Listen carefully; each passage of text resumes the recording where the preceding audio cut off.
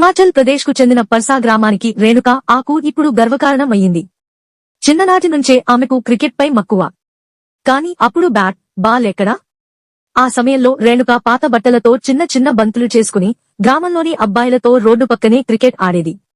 ఆమె తండ్రి ఒకప్పుడు కఠిన పరిస్థితుల్లోనూ క్రికెట్ అంటే ప్రాణం పెట్టిన వ్యక్తి. తన కూతురు ఒకరోజు భారత జట్టుకి ఆడాలని కలగన్నాడు. కాని ఆ కల నిజమవడాన్ని చూడకుండానే ఈ లోకం విడిచిపోయాడు.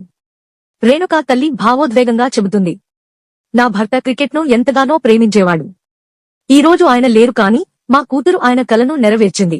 ఆయన ఆత్మకు ఇది నిజమైన గౌరవం. Please share and subscribe for more updates.